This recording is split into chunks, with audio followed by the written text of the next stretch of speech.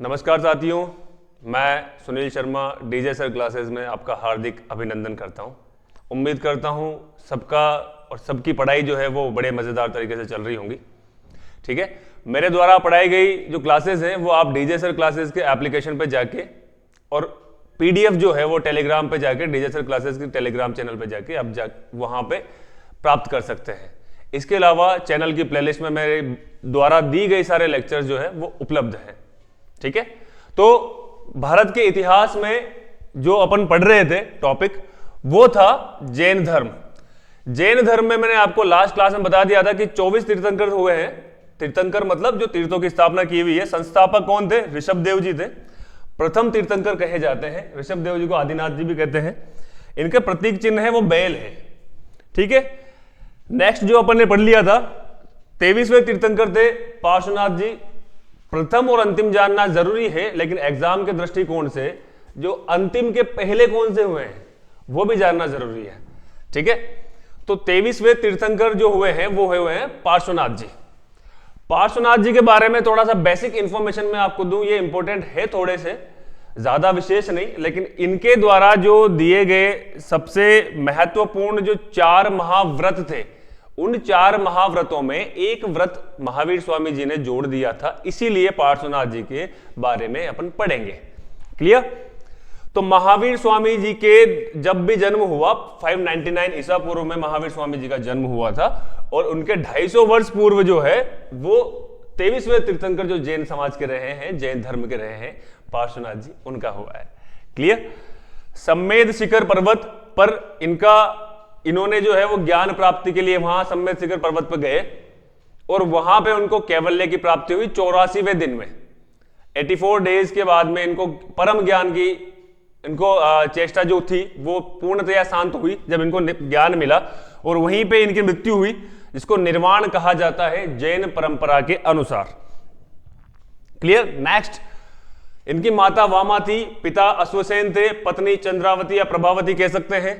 सर्वप्रथम जो दीक्षा इन्होंने दी थी, जब ज्ञान इनको मिला तो ज्ञान जब बांटा जाता है तो वामा को दी थी। इन्होंने मुख्यतः 4 शील गुणों या 4 महाव्रतों का प्रतिपादन किया था। प्रथम था अहिंसा, दूसरा था सत्य, तीसरा था अस्तेय और चौथा था अपरिग्रह। क्लियर? 24वें तीर्थंकर पे अपन आ चुके थे। महावीर स्वामी जी के बारे में जानकारी अपन प्राप्त कर चुके थे। इनका जन्म हुआ था 599 ईसा पूर्व में, बिफोर क्राइस्ट पे। बिहार में कुंडग्राम कुंडलपुर में इनका जन्म हुआ था, और इनके बचपन का नाम था वर्धमान, पिताजी का नाम था सिद्धार्थ, माताजी का नाम था त्रिशला, और इनका प्रतीक चिन्ह था सिंह। 30 सालों की कठोर तपस्या 30 सालों की उम्र में इन्होंने ग्रह त्याग कर दिया। 12 साल की इन्होंने कठोर तपस्या की। ऋजुपालिका नदी के तट पर जुम्बिक ग्राम में इनको साल वृक्ष के नीचे परम ज्ञान की अनुभूति हुई, परम ज्ञान प्राप्त हुआ। इसको कैवल्य कहा जाता है। प्रथम शिष्या और जैन भिक्षुणी संघ जो इन्होंने बनाया था महिलाओं ने, उनकी प्रथम अध्यक्षा थी चंदना, चंपा नरेश की पुत्री थी। और प्रथम दीक्षा जो दी थी वो जामाली इनकी पुत्री के पति थे, मतलब इनके जवाई साहब थे।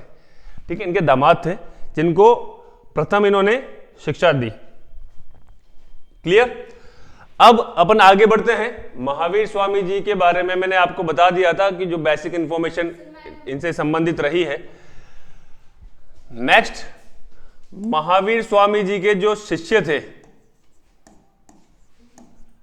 महावीर स्वामी जी के शिष्यों को गणधर कहा जाता है। महावीर स्वामी के जो शिष्य थे उनको क्या बोलेंगे? गणधर। गणधर। जैन परंपरा में महावीर स्वामी के शिष्यों को गणधर कहा जाता है। ठीक है, और महावीर स्वामी के जो शिष्य थे, जो 11 शिष्य इनके रहे थे, उनको 11 गणधर बोलेंगे। 11 गणधर शिष्य कहिए या गणधर कहिए, उनकी संख्या कितनी थी? 11। महावीर स्वामी को जब ज्ञान मिला तो जब ज्ञान का उन्होंने बांटना चालू किया ज्ञान को, तो उनके जो शिष्यों की संख्या थी, उनके जो शिष्य बने थे वो सर्वप्रथम कितने बने थे? 11।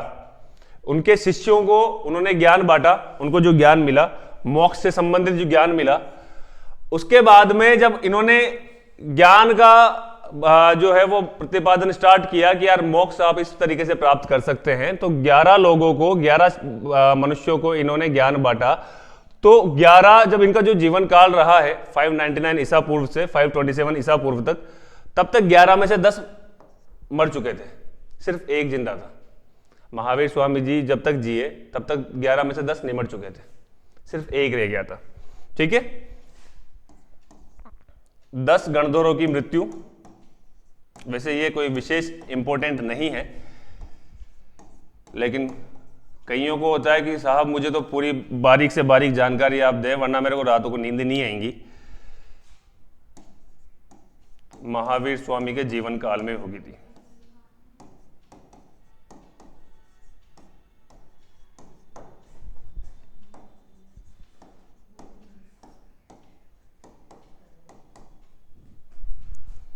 जीवन काल में हो चुकी थी।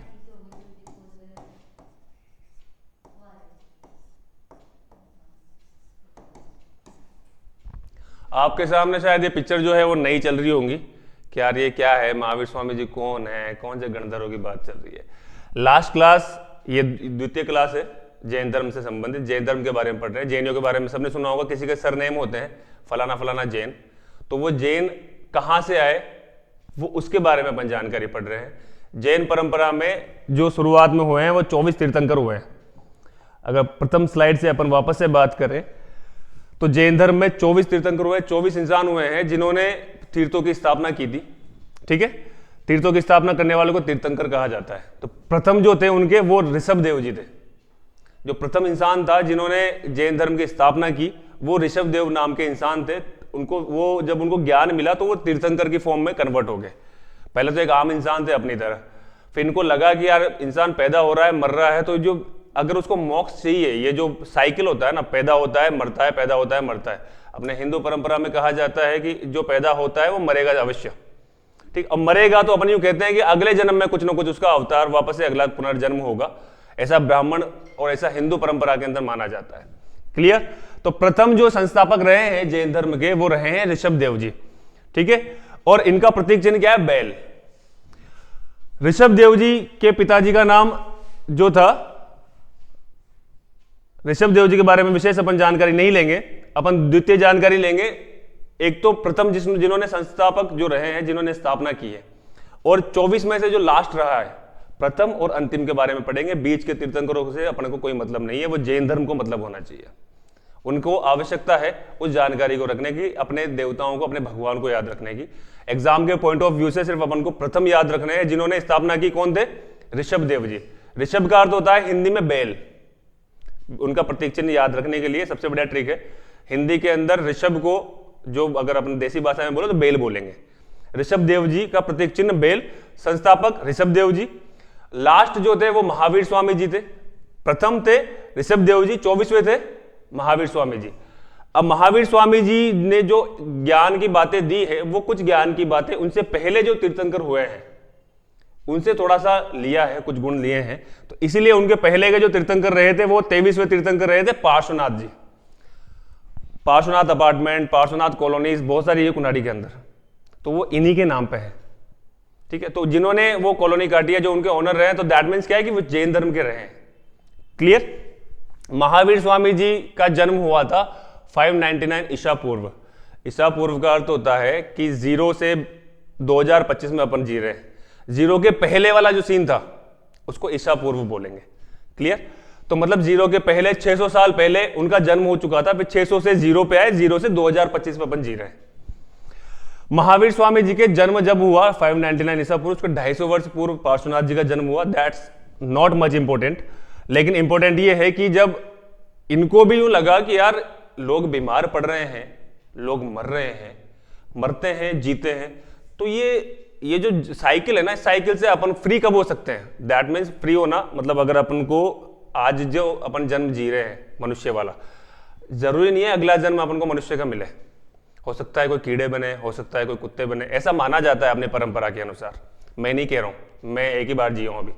ठीक है, अब वो जो साइकिल है, वापस से जी रहा है, मर रहा है इंसान, तो वो साइकिल से मोक्ष अगर चाहिए, मुक्ति चाहिए, तो मुक्ति पाने के लिए, मुक्ति का मार्ग पाने के लिए, मुक्ति कैसे प्राप्त कर सकते हैं, उसके लिए ये जो है वो सम्मेद शिखर नाम का एक पर्वत है झारखंड में, वहां पहुंचे, वहां इन्होंने कठोर तपस्या की और 84वें दिन के बाद में इनको कैवल्य बोलते हैं, परम ज्ञान को।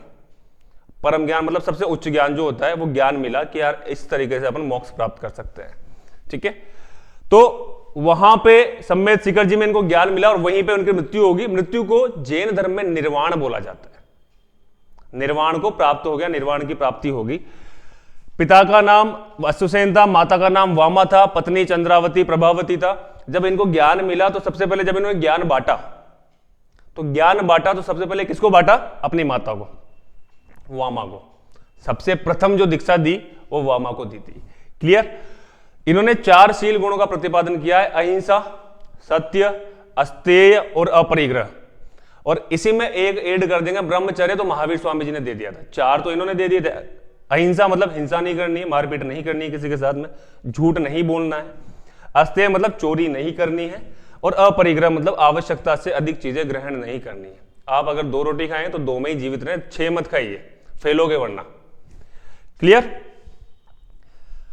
नेक्स्ट जो अपने 24वें आते हैं, जो मुख्य है, और महावीर स्वामी जी जिन्होंने जैन धर्म की स्थापना की ऐसा माना जाता है, वास्तविक संस्थापक अगर बोले तो महावीर स्वामी जी का जन्म हुआ था 599 ईसा पूर्व में, बिहार में कुंडग्राम नाम का एक गांव था। बिहार जो वर्तमान में है, वहां पे कुंडग्राम या कुंडलपुर बोलो, कुंडल जो कानों में पहनते हैं उससे याद रख लेना। ठीक, बिहार में इनका जन्म हुआ। इनके बचपन का नाम वर्धमान था, जैसे आज वर्धमान ओपन यूनिवर्सिटी जो नाम है ना, वो इन्हीं के नाम पे है। क्लियर? पिता का नाम सिद्धार्थ है, माता का नाम त्रिशला है, प्रतीक चिन्ह सिंह है। नेक्स्ट, 30 साल की उम्र में इन्होंने गृह त्याग कर दिया। 12 साल तक इन्होंने कठोर तपस्या की। 13वें साल में इनको जाके क्या कैवल्य ज्ञान की प्राप्ति हुई।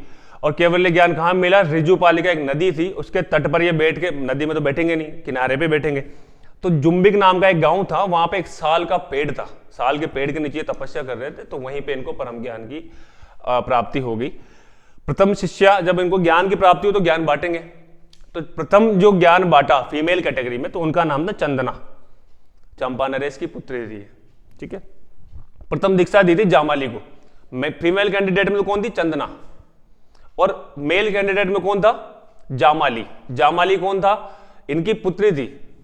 ये जितने भी तीर्थंकर हुए हैं सब मनुष्य रहे हैं, सबने शादियां की है, सबके पुत्र पुत्री भी हुए हैं, पर ये असंतुष्ट रहे उससे। तो असंतुष्ट रहे तो इन्होंने घर को छोड़ के वो निकल गए तपस्या में। अपने बीवी, बच्चे, घर बार सब कुछ जो है, ये तो बहुत रिचेस्ट फैमिली से रहे हैं, ये राजा के पुत्र रहे हैं जो महावीर स्वामी जी है, पर सब कुछ छोड़ छाड़ के चले गए थे ये। ठीक है, तो प्रथम जो दीक्षा दी थी वो जामाली थे, इनके दामाद, इनकी पुत्री के पति। तो प्रथम जो दीक्षा दी इन्होंने जामाली को दी। क्लियर? महावीर स्वामी के शिष्य गणधर कहलाते हैं। 11 शिष्य इनके बने थे। 11 शिष्य जो बने थे उनको क्या बोलेंगे? गणधर। क्लियर? बड़े आगे, यहां तक समझ में आई पिक्चर क्या चल रही है? आगे बढ़ते हैं। महावीर स्वामी जी ने 5 महाव्रत दिए हैं। 4 महाव्रत तो पार्श्वनाथ जी देके जा चुके हैं। कौन कौन से थे?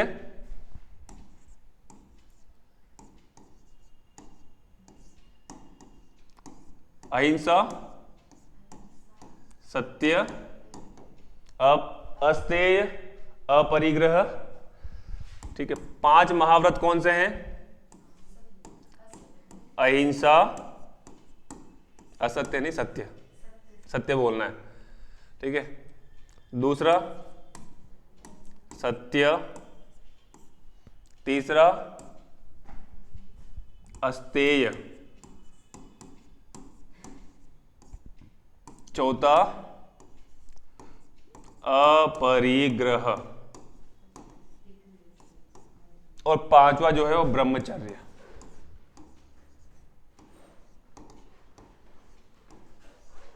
पांचवा कौन सा है? ब्रह्मचर्य। ब्रह्मचर्य नाम से स्पष्ट है कि ब्रह्मचारी रहना है आपको। क्लियर? इन चारों का अर्थ मैं बता चुका हूं पहले। महावीर जी ने 5 महाव्रत दिए हैं और 3 रत्न इन्होंने दिए हैं।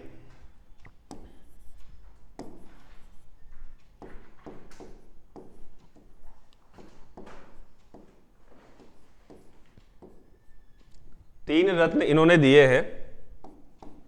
पहला है सम्यक ज्ञान, इनका अर्थ भी बताऊंगा मैं, ज्यादा डीपली नहीं बता पाऊंगा पर, क्योंकि इतना डीपली आएगा नहीं, सिर्फ ये आएंगे कि निम्न में से, क्वेश्चन अगर आता है निम्न में से महावीर स्वामी के द्वारा दिए गए त्रिरत्न कौन से नहीं है, 3 दे देंगे, चौथा XYZ आ जाएगा। ठीक है,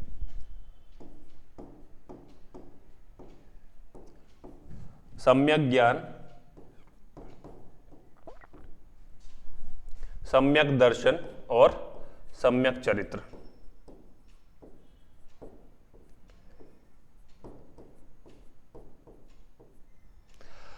सम्यक का अर्थ होता है सही या उचित। तो सिंपल सी बात है, सम्यक हटा के यहां लिखो सही। तो सही ज्ञान मतलब आपको जो ज्ञान आपके लिए लायक है। आप मोबाइल चला रहे हो, रील आ गई तो वो रील अनावश्यक है, कौन सी देखनी जरूरी है कौन सी नहीं है, तो वो ज्ञान अपने को होना चाहिए। ठीक है, तो सही ज्ञान अपन को अर्जित करना है, ये महावीर स्वामी जी ने जैन धर्म की परंपरा में बताया है। सम्यक दर्शन मतलब सही दर्शन, अपने आंखों को क्या देखना है ये भी अपन को डिसाइड करना है और उचित चीजें अपन को देखनी है। देखने के लिए अथाह संसार पड़ा है। मैंने कहा ना, वही एग्जाम्पल अगर रील वाला दे तो हजारों प्रकार की रील्स आती है, वो आप पर डिपेंड करता है कि देखनी कौन सी है। सम्यक चरित्र, सही चरित्र, सही आचरण, अपना आचरण बड़ा अच्छा होना चाहिए, चरित्र अपना अच्छा होना चाहिए, ताकि जो है अपने चरित्र की लोग प्रशंसा करें। क्लियर, ये त्रिरत्न महावीर स्वामी जी ने जैन धर्म में दिए हैं। सम्यक का आप लिखना चाहो याद रखने के लिए भविष्य में, सम्यक सही या उचित बोलते हैं इसको ना।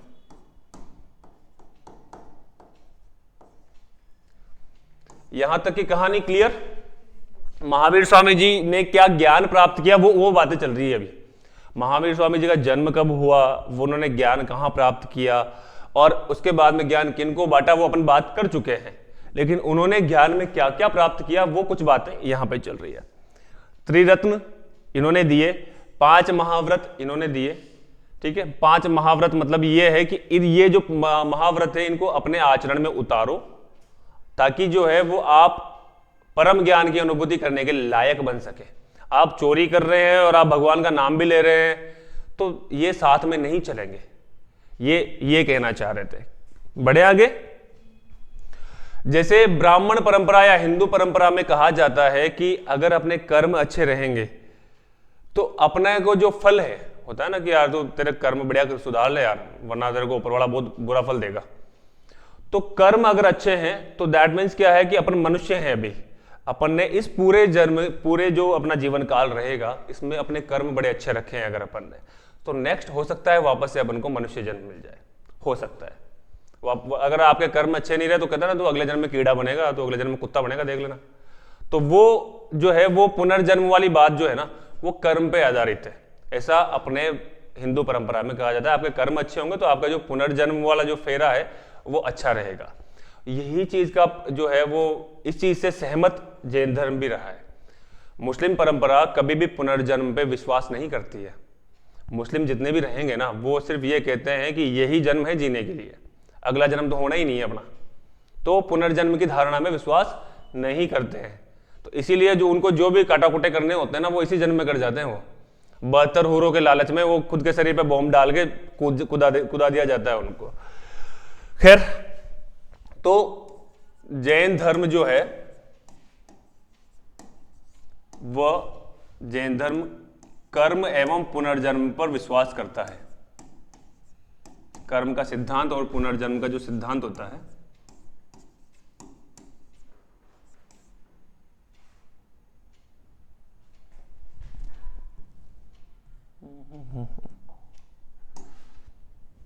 जैन धर्म कर्म एवं पुनर्जन्म सिद्धांत पर विश्वास करता है।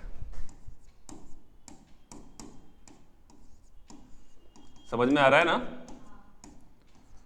ये एक मूवी की तरह देखिए आप कि एक सीरियल चल रहा है जहाँ पे महावीर स्वामी नाम के वर्धमान नाम का एक बालक पैदा होता है 599 ईसा पूर्व में पैदा हुआ। वही जो हर इंसान का जो एक जीवन काल रहता है, बड़ा होता है, पढ़ता है, लिखता है, शास्त्र वगैरह पढ़ाया जाता है, ज्ञान दिया जाता है गुरुओं के माध्यम से, और उसके बाद में जो है वो 25 साल की उम्र में, आप क्या है कि वैदिक साहित्य वाली क्लासेस में आप उपलब्ध नहीं थे, वरना वैदिक काल में मैंने आपको बताया था कि 4 आश्रम होते हैं। पहला ब्रह्मचर्य, दूसरा गृहस्थ, तीसरा वानप्रस्थ और चौथा जो है वो संन्यास आश्रम। ये 100 साल की जो उम्र है उसमें 25-25 साल के टुकड़े बांट दिए। 25 साल तक आपको ब्रह्मचारी रहना है, 25 साल से लेकर 50 साल तक आपको गृहस्थ आश्रम निभाना है। तो ये गृहस्थ आश्रम निभाने के लिए जो हर इंसान का होता है आज की तारीख में 25 साल की उम्र में मोस्टली शादी के लिए सोचने लग जाते हैं कि पढ़ना हो अब इसको यार, लड़का हो चाहे लड़की हो, ठीक है। तो इनकी शादी कर दी गई। 30 साल की उम्र में इनको लगा कि यार ये असंतुष्ट थे, इन्होंने कई जो है एग्जाम्पल्स देखे, कोई मर रहा है, कोई रोग से पीड़ित हो रहा है कि यार संसार में इतना दुख है तो अपन जी क्यों रहे, तो यार कुछ तो है जो ये दुखों से दूर कर सकता है। तो वो ज्ञान प्राप्त करने के लिए ये घर बार सब कुछ छोड़ के निकल गए थे। निकल गए, दर दर घूमे, गांव गांव घूमे। घूमने के बाद में ये फाइनली एक जगह पे बैठ के तपस्या कर रहे थे, वहां इनको परम ज्ञान की प्राप्ति हुई। इंटरनली ज्ञान अपन को अंदर से ही प्राप्त होता है। मैं आपको कितना भी पढ़ा लूं, अगर आप अंदरूनी तौर पे नहीं चाहेंगे ना कि यार मैं पढ़ना चाहती हूं या फिर मुझे आगे कुछ करना है, तो वो उससे कुछ अर्थ नहीं होने वाला है। इंटरनली ही सब चीजें मिलती है अपने को। अपना दिमाग, अपने दिमाग के अंदर जो न्यूरॉन्स है वो इतने कैपेबल होते हैं कि हर चीज को उस लेवल पे सोच सकते हैं जिस लेवल पे सामने वाला अपने को प्रदर्शित नहीं कर पाए। पर वो डिपेंड करता है अपने चाहने पे। जहां चाह होती है वहीं राह होती है। जैन धर्म कर्म एवं पुनर्जन्म सिद्धांत पर विश्वास करता है। क्लियर? जैन धर्म में स्यादवाद या अनेकांतवाद का एक सिद्धांत दिया, वो क्या होता है बताता हूं मैं अभी। कुछ शब्दों को सुन के डरा मत करो, एक एक शब्द का अर्थ बताते हुए चलता हूं मैं।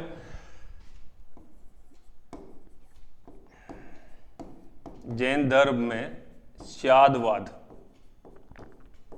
या अनेकांतवाद,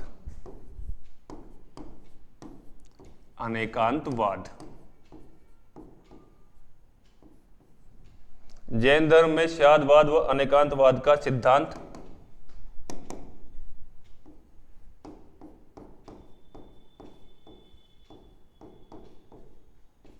माना जाता है।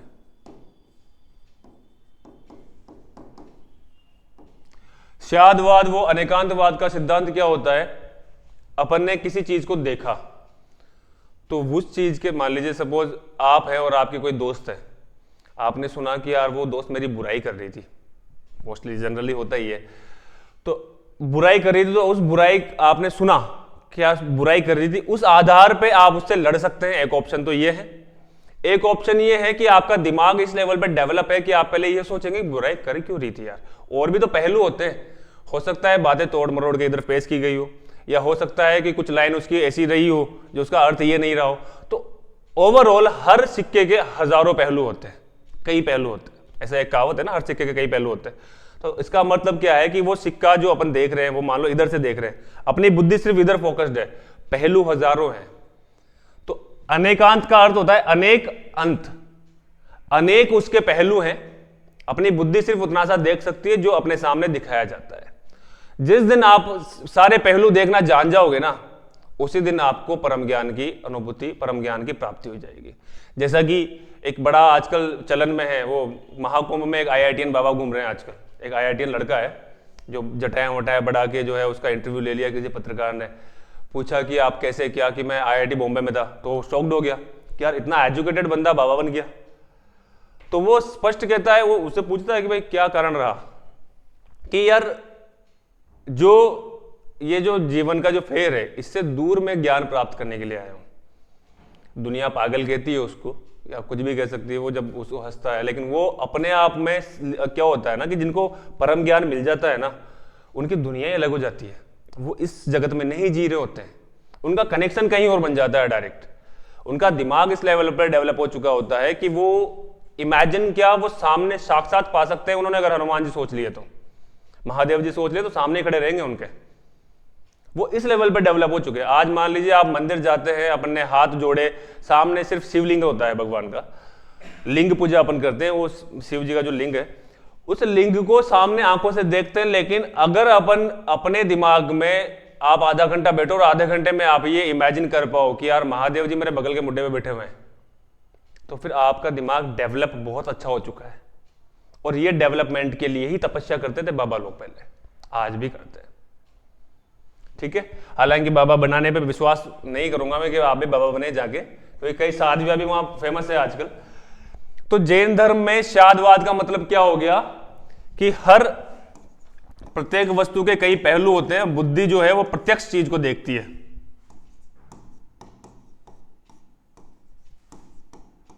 प्रत्येक वस्तु के अनेक पहलू होते हैं, अनेक पहलू, या पक्ष बोल दो, पहलू अगर किसी को अच्छा नहीं लग रहा शब्द, पक्ष होते हैं। बुद्धि सिर्फ प्रत्यक्ष चीज को ही देख पाती है,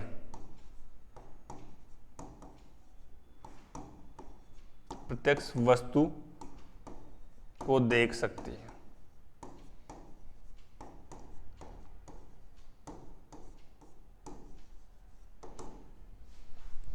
क्लियर? स्यादवाद या अनेकांतवाद का सिद्धांत समझ में आया? शब्दों के फेर में जाके अपने जीवन को जो है तबाह करने को नहीं, बड़ा यार किसे याद रखाना यार, होता है ना, कई सारे लोग सोचते हैं। तो शब्दों से में ही अर्थ छुपा रहता है 99%। क्लियर? बढ़े आगे। जैन धर्म में अनेकांतवाद का सिद्धांत दे दिया, 5 महाव्रत इन्होंने दे दिए, 3 रत्न इन्होंने दे दिए, और पुनर्जन्म और कर्म के बारे में इन्होंने बता दिया। इनसे पहले जो तीर्थंकर रहे ना, कौन से थे? पार्श्वनाथ जी 23वें तीर्थंकर, और ये थे 24वें तीर्थंकर। लास्ट 24 ही तीर्थंकर हुए हैं जैन धर्म में। उसके बाद में किसी को इतना परम ज्ञान नहीं मिल पाया है। ठीक, वो जो सफेद कलर के वस्त्र धारण करके या जो नग्न अवस्था में जो घूमते हैं, उनके बारे में भी आएंगे अपन अभी। वो भी सिर्फ एक जो है वो भिक्षु कहलाते हैं, जिन्होंने दीक्षा ग्रहण की है, जिन्होंने ज्ञान ग्रहण किया है, वो भी तीर्थंकर नहीं रहे हैं। ठीक है, तो महावीर स्वामी जी ने जो जीवन यापन करने के लिए जैन धर्म में मुख्यतः 6 व्यवसायों को बताया है, जिसमें से सबसे प्रथम और सबसे अच्छा जो वो मानते हैं वाणिज्य, व्यापार। 99% जो जैन आपको मिलेंगे ना, जैनिज्म प्रवृत्ति वाले जो इंसान रहेंगे, वो सब बिजनेसमैन मिलेंगे 99%। ठीक है, क्यों बिजनेसमैन मिलते हैं? क्योंकि उनके धर्म में कहा जाता है कि आप वाणिज्य कीजिए, आप व्यापार कीजिए। व्यापार में न तो किसी को ठेस पहुंचती है, न हिंसा होती है, न चोरी होती है। ठीक है, तो व्यापार सबसे अच्छा उन्होंने माना है, और खेती और युद्ध करना उनके यहाँ वर्जित है जैन धर्म में। खेती करेंगे तो खेत जब हाँका जाता है ट्रैक्टर के माध्यम से, हार्वेस्टर के माध्यम से, तो नीचे क्या है कि जड़ों का भी जो है वो जड़ों में कई कीड़े मर जाते हैं उसके अंदर।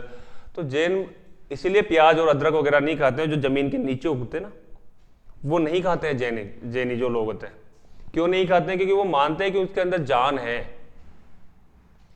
और उनका महाव्रत क्या दिया हुआ है? अहिंसा, हिंसा नहीं करनी है, मारना किसी को नहीं है। तो वो प्याज नहीं खाएंगे, वो अदरक नहीं खाएंगे, वो लहसुन नहीं खाएंगे, क्योंकि वो अंदर उगते हैं, वो जड़ की फॉर्म में है। तो वो मानते हैं कि जड़ से ही पौधा बनता है, तो वही तो बच्चा है उनका, वहीं से जान पैदा हो रही है पौधे के अंदर, तो वो क्यों खाएं अपन? ठीक है, तो जैन धर्म में कृषि और युद्ध, कृषि नहीं करनी है, इसलिए जैनियों के बहुत कम खेत पाए जाएंगे। युद्ध नहीं करने पर बल दिया है, नहीं करने पर बल दिया है, जोर दिया है कि यही करना है, यह नहीं करना है। तथा वाणिज्य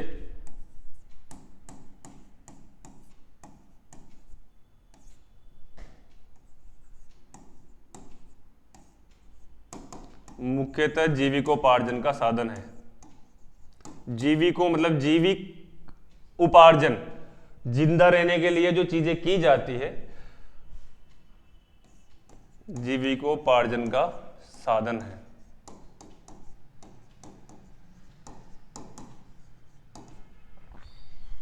क्लियर, समझ में आ रहा है? अब जैन धर्म जो आज अपन सुनते हैं कि यार कई अपन जो है वो मुंह पे सफेद कलर का वो मास्क टाइप का लगा के रखते हैं, सफेद कलर के कपड़े धारण करके रखते हैं। एक जैनी वो होते हैं, उसको श्वेतांबर कहते हैं। श्वेत सफेद, सफेद से श्वेत याद रखना, श्वेत अंबर जो है वो सफेद कपड़े धारण करके रखेंगे। और दिगंबर जो है, दिक प्लस अंबर, दिक को जो है वो नग्न अवस्था में बोलेंगे, वो कपड़े विहीन होते हैं, वस्त्र विहीन होते हैं, वो कपड़े नहीं पहनते हैं। क्लियर? तो जब जैन, देखिए क्या है कि जब महावीर स्वामी जी जब ज्ञान इनको प्राप्ति हुई तो ये ज्ञान बांटना इन्होंने चालू किया। भाई एक तो होता है कि मुझे ज्ञान मिल गया, मैं अकेला बैठ के खुद खुश होता रहूं, एक होता है कि मैंने सारे संसार को बताया कि यार आप भी ये इस मार्ग पे चल के आप ज्ञान प्राप्त कर सकते हैं, मोक्ष प्राप्त कर सकते हैं। तो जब ये ज्ञान बांटने के लिए निकले तो ये क्या करते थे कि एक मतलब गांव शहरों में इनमें घूमते थे वो, तो एक गांव में ये एक रात रुकते थे ओनली, और कोई नगर आ जाता था तो वहां 5 रात रुकते थे मैक्सिमम। 5 रातों से ज्यादा नहीं रुकते थे। 5 रातों में 6 दिन भी हो जाते हैं। आज मान लो आज की रात रुके और कल निकल गए तो कल का भी दिन काउंट हो गया। तो वो पैकेज जो होते हैं ना, कई बार ट्रेवल टूर एंड ट्रेवल्स के जो पैकेज होते हैं, लाइक 5 नाइट 6 डेज का पैकेज है, तो वैसे 5 नाइट ये किसी भी शहर के अंदर रुकते थे मैक्स टू मैक्स, और एक गांव के अंदर हार्डली वो एक दिन रुकते थे। क्लियर?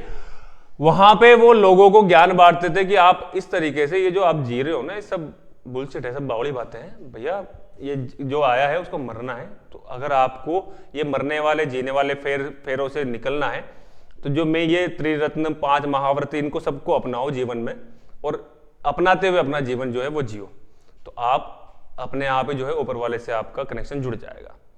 ये वो ज्ञान बांटने लगे। तो उनके शिष्य बनते गए, जैसे मैंने बताया कि 11 गणधर उनके मुख्य थे, शिष्य तो अथाह थे, पर जो मुख्य थे ना शुरुआत में जो बने थे वो 11 गणधर बने थे, शिष्य बने थे। जब ये शिष्य बने तो बनने के बाद में उसमें से 2 मुख्य शिष्य थे, जिनका नाम, एक का नाम था भद्रबाहु, एक का नाम था स्थूलबाहु। ठीक है, 2 शिष्य मुख्य थे। तो क्या हुआ कि जब ये बांटते गए, ज्ञान बांटते बांटते बांटते ये मौर्य साम्राज्य में पहुंचे। रियासतें होती थी पहले, राजा को जो रियासतें होती थी, तो मौर्य साम्राज्य में पहुंचे तो वहां उसका राजा था चंद्रगुप्त मौर्य। चंद्रगुप्त मौर्य आपने नाम सुना हो अगर, तो चाणक्य का नाम सुना है आपने? चाणक्य ने ही चंद्रगुप्त मौर्य को राजा बनाया था। चाणक्य सिर्फ एक ब्राह्मण था, आम ब्राह्मण, पर उसका अपमान कर दिया था वहां के राजा ने, ब्रह्मगुप्त ने अपमान कर दिया, तो वो वहां पे कह के आ गया था। चाणक्य बड़ा बुद्धिमान ब्राह्मण था, बहुत भयंकर बुद्धिमान। आइंस्टाइन का आईक्यू सबसे ज्यादा कहा जाता है, ऐसा कहा जाता है साइंस के अंदर। और ब्राह्मणवादी अगर ग्रंथों की बात करें तो सबसे ज्यादा आईक्यू लेवल जो था वो चाणक्य का था। उनको हुक और बाइक्रो काम करना था, प्यार से कर लो या मार से कर लो, उनको तरीका आता था राजनीति का पूरे का। उनके कई ग्रंथ भी लिखे हैं चाणक्य ने, चाणक्य नीति के अंदर। चाणक्य जब ब्रह्मगुप्त के दरबार में उनका जब अपमान हुआ तो चाणक्य आया और ब्रह्मगुप्त से कह के आया कि देख लेना, तू खींच के तेरे 1 महीने में तेरा साम्राज्य तबाह कर दूंगा मैं। वो हंसा, रे जा तू क्या कर लेगा मेरा। ब्रह्मगुप्त से अपमानित होकर जब चाणक्य बाहर आए दरबार में, तो वहां पे उनको एक आम पशु चरवाहा और जो खेती होते हुए काम कर रहा था बेचारा चंद्रगुप्त मौर्य में दिखा, पर वो बड़ी लगन से काम कर रहा था। तो उसको लगा कि यार ये बंदा जो है इसको मैं राजा बना सकता हूं भाई। उसको अगर साम्राज्य गिराना है तो राजा भी तो बनाना होगा किसी को। तो उसने साम्राज्य उसका गिराया और चंद्रगुप्त मौर्य को उसका राजा बनाया, ब्रह्मगुप्त को मारा, हटवाया वहां से, और मौर्य साम्राज्य का जो शासक बना वो कौन बना? चंद्रगुप्त मौर्य। ठीक, उन्होंने मौर्य साम्राज्य की स्थापना की चंद्रगुप्त जी ने। तो वो घूमते घूमते महावीर स्वामी जी जब उनके रियासत में आए तो वहां चंद्रगुप्त मौर्य ने सुना कि यार ऐसे कोई जो है वो साधक घूम रहे हैं। तो उन्होंने अपने दरबार में बुलाया, इन्होंने ज्ञान जब बांटा तो उनकी आंखें खुल गई कि यार वाकई में मैं शासक बन के बैठा हूं, मैं क्यों बैठा हूं यार यहाँ पे। तो उन्होंने कहा कि मैं भी जो है आपकी शरण में आना चाहता हूं, और ये ज्ञान की प्राप्ति के लिए जो है मैं भी अपना सब कुछ छोड़ के जाना चाह रहा हूं। तो सब कुछ, सारा शासन, सब राजपाट सब कुछ छोड़ के चंद्रगुप्त मौर्य जो है वो दक्षिण भारत में आ चुके थे। दक्षिण भारत मतलब क्या, आपने जो क्लासेस छोड़ी है उसमें मैंने भारत के बारे में कुछ उत्तर दक्षिण पूर्व पश्चिम वाला जो सिनेरियो समझाया था। दक्षिण में तमिलनाडु, केरला वगैरह जितने भी है वो सब दक्षिण में है। अपने कर्नाटका, जितने भी अपने साउथ जो बोलते हैं ना, साउथ की फिल्म आई है तो वो दक्षिण नीचे है, उत्तर ऊपर है, U4 ऊपर, U4 उत्तर, ठीक है। उत्तर में वही हिमाचल प्रदेश, जम्मू कश्मीर वगैरह है। अपन रहते हैं इधर साइड में, कहां पे, उत्तर और पश्चिम, इधर पश्चिम दिशा बोलेंगे। और उधर पूर्व दिशा में जो है वो कलकत्ता, बंगाल, मिजोरम, मणिपुर वगैरह जितने भी है सब उधर है। दक्षिण दिशा में वो आ चुके थे, और दक्षिण दिशा में उनके साथ में चंद्रगुप्त मौर्य जी के साथ में जो है वो भद्रबाहु नाम का जो उनका शिष्य था वो भी आ चुका था, ठीक है।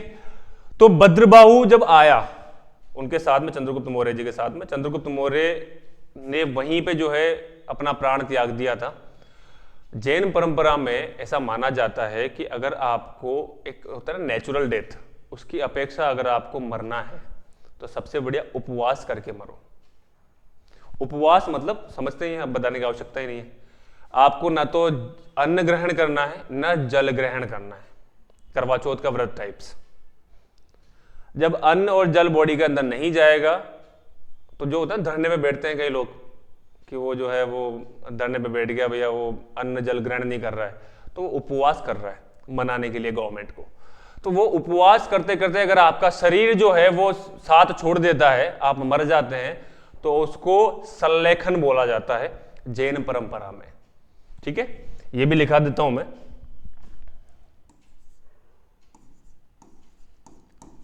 उपवास करके मृत्यु को प्राप्त करना। एक दिन उपवास करके अगले दिन जाके छत से कूद गया, वो उसको नहीं बोलेंगे सल्लेखन, ठीक है। उपवास करते करते मर जाता है जो, उपवास करके मृत्यु को प्राप्त करना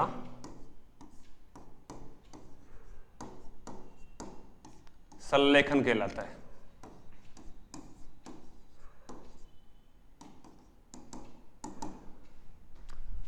सल्लेखन कहलाता है, ठीक है। चंद्रगुप्त मौर्य ने अपने जो प्राण त्यागे वो सल्लेखन के माध्यम से त्यागे थे। दक्षिण में कर्नाटका में, मैसूर में, कर्नाटका में एक जगह पड़ती है मैसूर, मैसूर में एक श्रवण बेलगोला नामक स्थान था, वहां पे चंद्रगुप्त मौर्य ने अपने शरीर को त्याग दिया था। किसके कहने पे? मरने के लिए कहा नहीं था महावीर स्वामी जी ने, उन्होंने जो ज्ञान दिया ना, उस ज्ञान से उनकी आंखें खुल गई, उनकी इंद्रिया जो है वो जागृत होगी कि यार मैं कर क्या रहा हूं, मैं जबरदस्ती ये राजा बन के बैठा हूं, जबकि राजा वाजा तो कुछ मैं हूं ही नहीं। मरने के बाद में किसको पता है कौन राजा था कौन डंक था। तो वो मरने वाला जो दौर है, मरने के बाद में मैं राजा मेंटेन रहूं, तो मुझे पहले ज्ञान चाहिए। तो वो ज्ञान के लिए सारा राजपाट छोड़ के निकल गया था वो चंद्रगुप्त मौर्य। तो चंद्रगुप्त मौर्य ने, लिखा देता हूं ये लाइन भी जानकारी के लिए, वैसे है इंपॉर्टेंट कि चंद्रगुप्त मौर्य जी को, चंद्रगुप्त मौर्य की मृत्यु कहां हुई थी, ये मौर्य साम्राज्य अपन पढ़ेंगे आगे, उसमें आएगा ये। चंद्रगुप्त मौर्य ने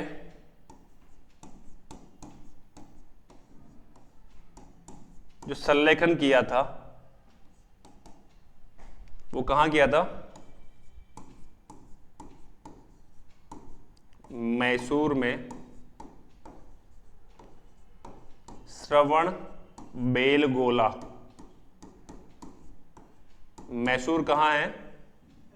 कर्नाटका में, श्रवण बेलगोला नामक स्थान पर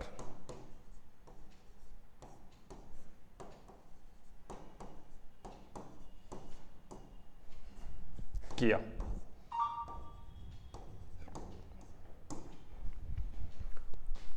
क्लियर?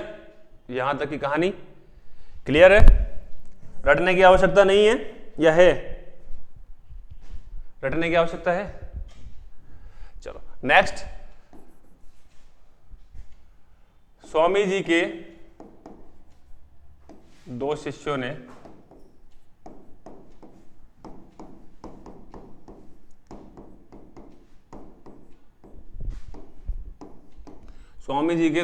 ने जैन धर्म को दो भागों में बांट दिया। जैन धर्म को दो भागों में विभाजित कर दिया।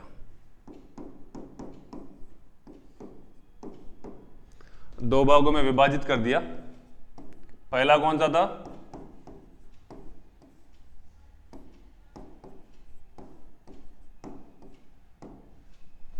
पहला कौन सा था? श्वेतांबर।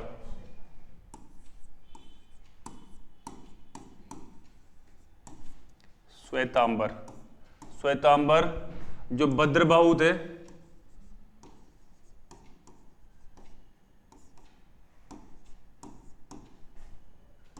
स्थापित किया, लाइन लिखाने की आवश्यकता नहीं है, भद्रबाहु ने स्थापित किया। और श्वेतांबर में जो है वो श्वेत वस्त्र धारण करते हैं।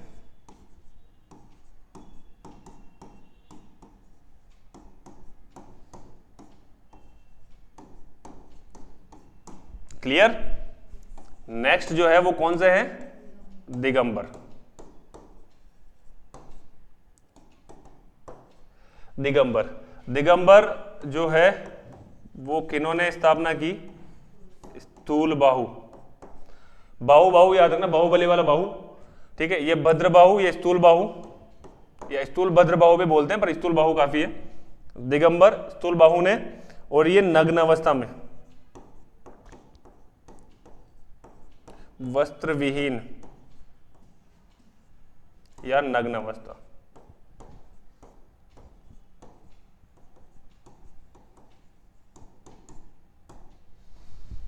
क्लियर, बढ़े आगे।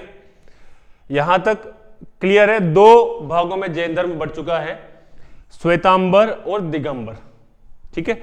और जब क्या हुआ कि भद्रबाहु जी चंद्रगुप्त मौर्य के साथ में चले गए दक्षिण में, और वहां जाने के बाद में जब ये सूचना है उनके पास में कि यार स्थूल बाहु जी जो है वो एक जैन संगीति ऑर्गेनाइज कर रहे हैं। जैन संगीति मतलब एक मीटिंग कि सारे जितने भी भारत के जितने भी जैन हैं, जैन समुदाय से जुड़े हुए हैं, जैन धर्म को फॉलो करने वाले हैं, वो जैन संगीति में आइए। संगीति मतलब मीटिंग, एक हॉल, सभा। उस सब हॉल के अंदर, सभा के अंदर आप आइए और सबके जो है वो विचारों का अपना आदान प्रदान करेंगे। तो उस जैन संगीति में भद्रबाहु जी नहीं आए थे। प्रथम जैन संगीति में, प्रथम जैन संगीति हुई थी पाटलिपुत्र। पाटलिपुत्र अभी वर्तमान की बात करें तो पटना को बोलते हैं, ठीक है। पर पटना कहाँ है, बिहार में। जियो रे बिहार के लाला, वो वाला बिहार, ठीक है। तो प्रथम जैन संगीति कहां हुई थी, पाटलिपुत्र में।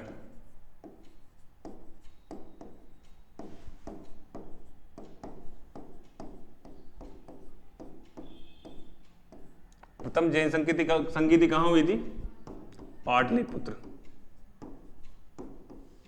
पाटलिपुत्र बिहार। क्लियर। जो नेक्स्ट जैन संगीति हुई थी, वैसे द्वितीय भी हुई थी पर अपन तृतीय की बात करेंगे, मुख्यतः वो है। द्वितीय भी हुई थी, द्वितीय भी जो है वो वल्लभी में मानी जाती है, लेकिन वल्लभी में कुछ हुआ था और कुछ पटना में हुआ था। मतलब ये जो दो सभाएं हुई थी, द्वितीय जैन संगीति, और तृतीय जैन संगीति जो हुई थी वो वल्लभी में हुई थी, ठीक है। तो मैं द्वितीय नहीं लिखा रहा हूं, विशेष नहीं है खास, लेकिन तृतीय क्योंकि प्रथम और अंतिम पूछा जाता है। तृतीय जैन संगीति कहां हुई थी, वल्लभी में।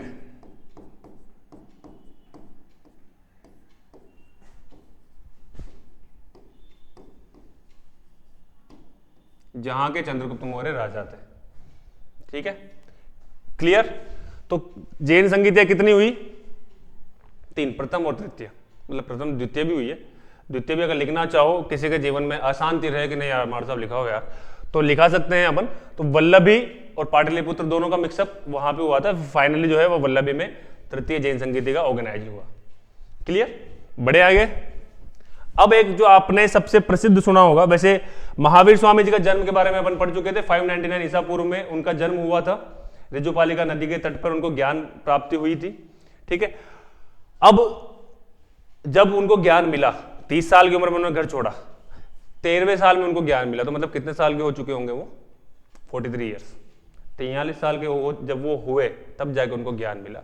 और 43 साल से लेकर वो 72 ईयर्स के जब हुए, 72 साल के हुए, तब तक वो ज्ञान बांटते रहे। और 72 साल की आयु में उनका निधन हो गया। उनको निर्वाण की प्राप्ति हो गई। निधन नहीं बोलेंगे, जैन धर्म में निर्वाण की प्राप्ति हो चुकी है। मोक्ष उनको मिल चुका था। निर्वाण मतलब जिनको मोक्ष मिल चुका हो, ठीक है। तो महावीर स्वामी को उनका जन्म किया अपन ने, उनको जो है वो जन्म से संबंधित जानकारी प्राप्त की, उसके बारे में उनको ज्ञान मिला। उसके बाद में ज्ञान में उन्होंने क्या क्या मुख्यतः पाया और क्या क्या उन्होंने बांटा, वो अपने पढ़ा। और अब उनके मृत्यु, उनके निर्वाण पे बात कर रहे हैं। महावीर स्वामी को 599 ईसा पूर्व में उनका जन्म हुआ था और 527 ईसा पूर्व में उनकी मृत्यु हो गई थी। उल्टा चलते हैं जब ईसा पूर्व की बात चलती है। तो अगर मैं आपसे बोलूं कि 599 ईयर्स में उनका जन्म हुआ और 527 में उनकी डेथ हो गई, मोस्टली अपन क्या होता है 2025 के बाद में क्या आएगा 26, लेकिन वहां अगर 26, ये तो होगी ईस्वी की बात, 2025 ईस्वी में अपन जी रहे हैं।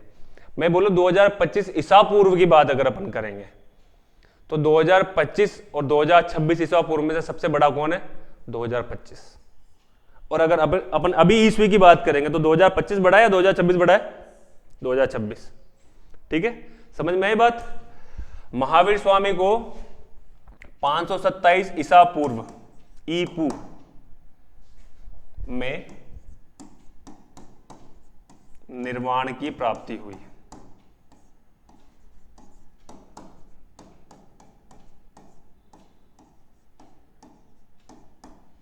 इस दरमियान वो 72 साल के थे, 72 वर्ष 72 ईयर्स के जब वो हो चुके थे तो उनको निर्वाण की प्राप्ति हुई, उनको मोक्ष की प्राप्ति हुई फाइनली, और वो मोक्ष को प्राप्त कर चुके थे। ठीक है, महावीर स्वामी जी ने जो ज्ञान दिया उस ज्ञान के आधार पे ही चल के जैन धर्म आज अपना जीवन यापन करता है। जैन धर्म में ये भी कहा जाता है कि सूर्य अस्त के बाद में आपको भोजन नहीं ग्रहण करना है, इसलिए वो मोस्टली जितना हो सकता है ना, जब भी सूर्य अस्त होता है तो उसके पहले वो खाना खाते हैं। आपके अगर कोई जैन फ्रेंड होंगे तो वो जो मानते होंगे धर्म को, तो वो 5 बजे 6 बजे जब तक जो है अपने संध्या का जो टाइम बोलेंगे ना, तो संध्या के टाइम के पहले वो भोजन करके निमट चुके होते हैं। ऐसा कहा जाता है कि उसके बाद में जो खाना आप खाएंगे वो जहरीला माना जाएगा, और जहरीला माना जाएगा तो उसमें बहुत सारे जो है वो जीवाणु वगैरह उत्पन्न हो जाते हैं सूर्यास्त के बाद वाले भोजन पे। और जब जीवाणु अंदर जाएंगे तो इसका मतलब क्या है, अपन किसी को मार रहे हैं तो अपन हिंसा कर रहे हैं, और वो प्रवर्तक किसके हैं, अहिंसा के, मारना नहीं है। कोई आपकी जैन फ्रेंड हो तो अगर मान लो सपोज वो आपसे कुछ तू तड़ाके से बोले हो ढंग से, अहिंसा नहीं करनी है, तेरे धर्म में लिखा हुआ है, ये बोल देना उससे। ठीक है, तो महावीर स्वामी जी को मृत्यु हो चुकी है, निर्वाण की उनको प्राप्ति हो चुकी है। अब कुछ जो है ये जो जैन धर्म से संबंधित जो इंसान रहे हैं, जैसे मान लीजिए महावीर स्वामी जी ने ज्ञान बांटा, पर जिन्होंने ज्ञान लिया वो मेल कैंडिडेट है, अगर आदमी है तो उसको बोलेंगे भिक्षु, और या फिर श्रावक। श्रावक मतलब जो सुनने वाला हो, जो सुना जाए। श्रवण मतलब होता है सुनना, श्रवण कैपेसिटी, श्रवण क्षमता जो है ना अपने कान की कितनी होती है 20 हर्ट्ज तक, 20,000 हर्ट्ज तक। ठीक है, तो वो श्रवण मतलब जो सुनने की कैपेसिटी होती है, जो सुनता है, जो सुन रहा है वो श्रावक। और अगर कोई मेल कैंडिडेट की तो श्रावक बोलेंगे और भिक्षु बोलेंगे, और फीमेल कैंडिडेट की बात करेंगे तो भिक्षु, उधर भिक्षुणी, इधर श्रावक, उधर श्राविका। सिर्फ इंसान, सिर्फ मेल कैंडिडेट इनके शिष्य नहीं रहे, फीमेल्स भी रही है, जो कि सबसे पहले कौन थी, चंदना। पढ़ा है अपन ने ना।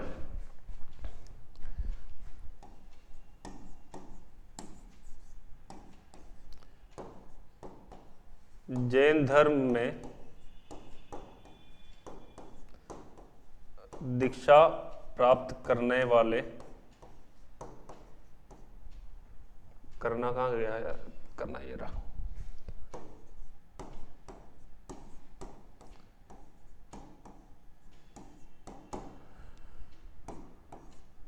क्या बोलेंगे पहले तो भिक्षु। भिक्षु मतलब जो भिखारी शब्द कह सकते हो अगर आप इसको अपभ्रंश अगर बोले, वैसे तो ये तमीज नहीं होगी इस समुदाय के बारे में बोलने की। भिक्षु मतलब जो अपना जीवन यापन मांग के खा के करे, और ज्ञान प्राप्त हो चुका है और वो उस चीज पे बिलीव करता है कि अपने को खुद की कमाई नहीं करनी है, अपने को अपने जो शरीर चलाना है ना, शरीर चलाने के लिए अगर मान लीजिए 2 रोटी की आवश्यकता है तो 2 रोटी अपन जो है मांग के खा लेंगे, और लोगों को ज्ञान अपने जो है वो महावीर स्वामी जी से एक ने लिया, एक 10 को बताएगा, 10 20 को बताएंगे, ऐसे करके ज्ञान का जो है वो भंडार अपन बढ़ाते जाएंगे लोगों का।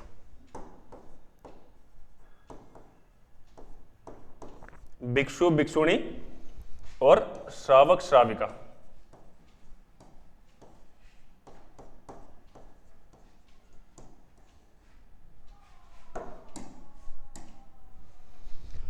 क्लियर?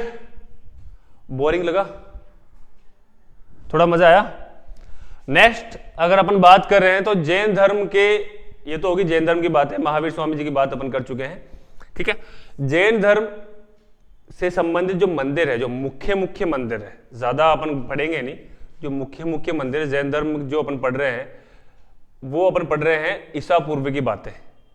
मंदिर जो है वो वर्तमान में है, तो ज़्यादा कोरिलेशन नहीं है वो मंदिर वाले पार्ट में आपके, अगर आप पढ़ेंगे और भी आपके कल्चर या जियोग्राफी से संबंधित, तो उसमें आ जाते हैं वो मंदिर, छतरियाँ, महल वगैरह जो है। लेकिन फिर भी मैं आपको बेसिक इन्फॉर्मेशन दे दूँ। देलवाड़ा नाम सुना है आपने? देलवाड़ा के जैन मंदिर सिरोही में है। सिरोही कहाँ पड़ता है? उदयपुर के पास में। और सिरोही में जो सबसे फेमस जगह है, डेस्टिनेशन जो घूमने की, वो है माउंट आबू। माउंट आबू नाम सुना होगा? माउंट आबू है पहाड़ पे, पहाड़ मतलब अरावली पर्वत बोलते हैं उसको, ठीक है। जैसे मान लो ये अपना राजस्थान है, अनसंट बना है, ज्यादा ध्यान ना दे, ठीक है। अपना कोटा यहाँ है, उदयपुर यहाँ है, और उदयपुर के इधर सिरोही यहाँ है, ठीक है। और ये जो है ना, ये बॉर्डर है, इधर कौन सा स्टेट पड़ता है? यहाँ पड़ता है जीजे, गुजरात के, और राजस्थान की बॉर्डर पे है माउंट आबू। और माउंट आबू यहां से जाती है एक अरावली पर्वत, ऐसे काटते हुए, और यहां पे दिल्ली। और दिल्ली में जो अरावली पर्वत का जो अंत होता है वो होता है रायसीना हिल्स, राष्ट्रपति भवन पे, ठीक है, जहां राष्ट्रपति भवन है, यहां पे अरावली पर्वत खत्म हो जाता है। और अरावली पर्वत जो है वो गुजरात के यहां से स्टार्ट होता है। तो जो इस पे सबसे ऊंची जो चोटी है, शेर, जरगा, ये सब जो है वो सिरोही वाले क्षेत्र में है। गिरवा वगैरह जो बोला जाता है ये उदयपुर के क्षेत्रों को बोला जाता है। जब आप जियोग्राफी राजस्थान से संबंधित अगर पढ़ते हैं कभी किसी भी एग्जाम की प्रिपरेशन के लिए, अपने आरआरबी, एनटीपीसी वगैरह में जो है वो रेलवे में इंडियन हिस्ट्री होती है मोस्टली, या इंडियन जियोग्राफी होती है, लेकिन फिर भी जानकारी के लिए मैं बता दूं, सिरोही यहाँ है, और सिरोही में है माउंट आबू नाम का एक स्थान, जो कंपेरेटिवली हाइट पे है सबसे ज्यादा। और हाइट पे है तो दैट मीन्स क्या है, जब अपन ऊपर जाते हैं तो टेम्परेचर बढ़ता है या घटता है? ऊपर जब जाएंगे टेम्परेचर बढ़ेगा घटेगा? घटेगा। अपन जैसे जैसे ऊपर जाएंगे, मान लो अपना टेम्परेचर अभी राइट नाउ 38 डिग्री सेल्सियस है अपने यहाँ का, जैसे जैसे आप हाइट बढ़ाओ तो हर 165 मीटर की ऊंचाई पे 1 डिग्री सेल्सियस कम होता है। साइंस की अगर बात करें, 165 मीटर अपन बढ़ते जाएंगे तो 1 डिग्री सेल्सियस कम होता जाएगा। 1 किलोमीटर में कितने मीटर होते हैं? 1000 मीटर, ठीक है, 1000 मीटर होते हैं। और मतलब क्या है कि 1000 मीटर के आसपास अगर अपन 1 किलोमीटर ऊपर जाएंगे तो लगभग जो है 7-8 डिग्री टेम्परेचर डाउन हो चुका होगा। तो जितना ऊपर जाएंगे तो इसका मतलब क्या है, माउंट आबू पे जो टेम्परेचर यहाँ नीचे है अपना, उतना टेम्परेचर वहां नहीं होगा, वहां ठंडा रहता है ज्यादा। अपने ठंड में अगर 12 डिग्री टेम्परेचर है तो वहां पे 3-4 डिग्री पहुंच जाता है, क्योंकि वहां पे 1722 मीटर ऊंची ऊंची चोटियां हैं, मतलब 1.5-2 किलोमीटर के ऊपर, ठीक है। तो खैर ये ज्योग्राफी वाले पार्ट में ज्यादा एंटर नहीं हुए। यहाँ पे माउंट आबू पे जो है वो देलवाड़ा नाम का एक स्थान है, वहां पे जैन मंदिर बने हुए हैं, बड़े सुंदर है, बड़े शानदार है, सफेद कलर के पत्थरों से, सफेद कलर के संगमरमर से बनाए हुए हैं। वो आदिनाथ जी को समर्पित है। आदिनाथ बोलेंगे ऋषभ देव जी को। और ऋषभ देव जी कौन है? जिन्होंने जिन्होंने जैन धर्म की स्थापना की थी, फर्स्ट जो थे, ठीक है। तो देलवाड़ा के जो जैन मंदिर है,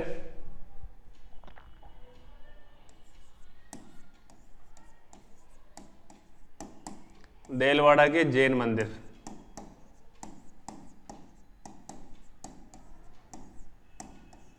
कहां है? कहां पे है? सिरोही में। वेरी गुड, सिरोही में है। किसको समर्पित है? आदिनाथ जी को ही समर्पित है। ऋषभ देव शब्द नहीं बोला जाता है वहां पे, आदिनाथ जी को समर्पित है। आदिनाथ जी कौन है? जैन धर्म के प्रथम तीर्थंकर। क्लियर? दूसरा मंदिर की बात करें तो सम्मेद शिखर पर्वत। सम्मेद शिखर पर्वत नाम सुना है? मैंने अभी बताया था आपको, जहां पे निर्वाण प्राप्त हुआ था किनको? पार्श्वनाथ जी को। प्रथम थे ऋषभ देव जी, अंतिम थे महावीर स्वामी जी, और अंतिम के जस्ट पहले जो थे वो पार्श्वनाथ जी थे। तो पार्श्वनाथ जी सम्मेद शिखर पर्वत पे चले गए थे। सम्मेद शिखर पर्वत कहाँ है? झारखंड में। ठीक है, जैन मंदिर कहाँ है? सम्मेद शिखर जी।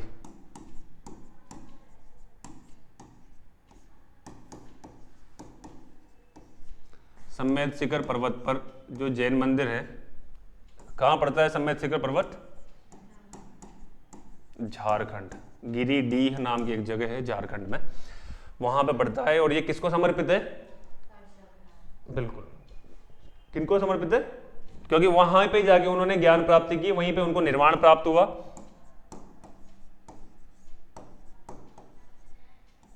पार्श्वनाथ जी कौन थे? कौन से नंबर के तीर्थंकर थे? 23वें नंबर के। Very good. पार्श्वनाथ को समर्पित है। क्लियर? Next,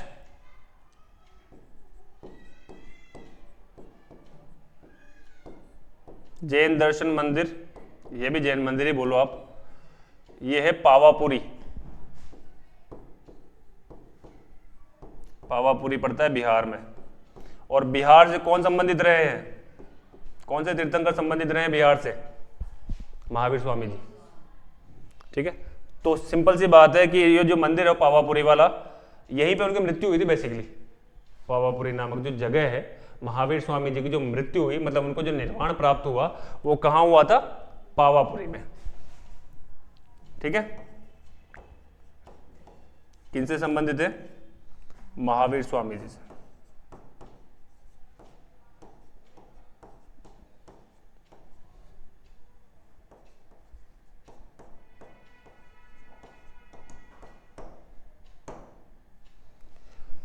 clear? यहां तक चीजें क्लियर? जैन धर्म समझ में आया? ज्यादा 2-3 मंदिर और है, कोई विशेष आवश्यक नहीं है।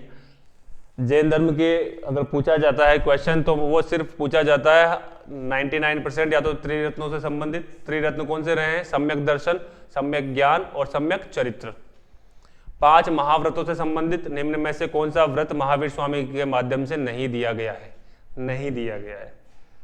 तो 5 में से 3 दे देगा, चौथा कुछ भी दे देगा। ठीक है, और इसके अलावा जो है वो कर्म और पुनर्जन्म से संबंधित है या नहीं है जैन धर्म, ये अपने लिए इंपॉर्टेंट है। जैन धर्म में शिष्यों को क्या कहा जाता है? या फिर जो है गणधर, क्वेश्चन आ सकता है, गणधर निम्न में से संबंधित है जैन धर्म से, बौद्ध धर्म से, मौर्य साम्राज्य से, मगध साम्राज्य से? तो वी हैव टू नो कि यार अपने को पास में नॉलेज होनी चाहिए कि जैन धर्म में ही मैंने गणधर पढ़ा था यार, शिष्यों को गणधर बोला जाता है। महावीर स्वामी के गणधर कितने थे? महावीर स्वामी के गणधरों की संख्या कितनी थी निम्न में से? 11। महावीर स्वामी के बचपन का नाम क्या था? हालांकि बच्चे वाले पार्ट हो गए। महावीर स्वामी के बचपन का नाम क्या था? वो BSTC वालों बच्चों के आता है, वो जो 10वीं 12वीं वाले बच्चे होते हैं। इतने घटिया क्वेश्चन नहीं आएंगे, अच्छे लेवल का क्वेश्चन आएंगे। ठीक है, तो वर्धमान उनका नाम था, पिता का नाम सिद्धार्थ था, माता का नाम त्रिशला था, पुत्री का नाम प्रियदर्शनी था।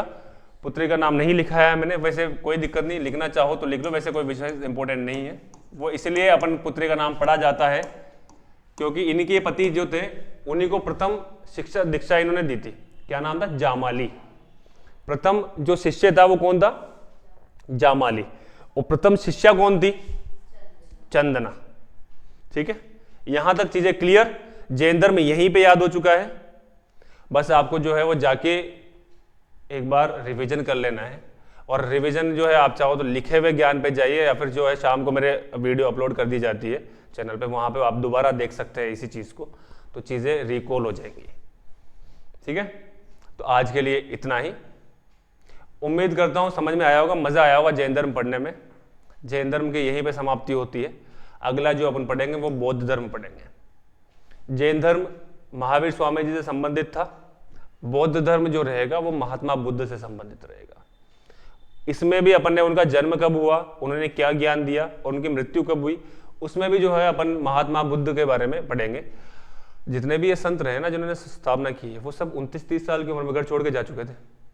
हालांकि इस चीज को ये नहीं समझे कि भाई मैं भी 29-30 साल का होऊंगा तो मैं भी घर छोड़ के निकल लूंगा, फिर मैं भी धर्म बनाऊंगा, ज्ञान प्राप्त करूंगा। कर सकते हैं, सबके अलग अलग पैरामीटर होते हैं। ठीक है, क्लियर? जैन धर्म अपन पढ़ चुके हैं।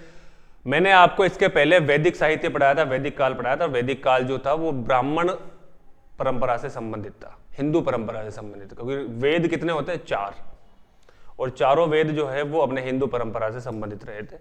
उसके बारे में जो और भी जानकारी है वो भी बड़े मजेदार तरीके से पढ़े थे बच्चों ने, आप बाकी क्लास पे देख सकते हैं। ठीक है, तो आज के लिए इतना ही। मेरी क्लास देखने के लिए वही बेल आइकन पे क्लिक कीजिए ताकि नोटिफिकेशन आपको लगातार मिलता रहे, नए मेहमान मुझसे जुड़ते रहे। ठीक है, उम्मीद करता हूँ मजा आया होगा पढ़ने में। चलिए मिलते हैं कल, तब तक के लिए गुड बाय, टाटा।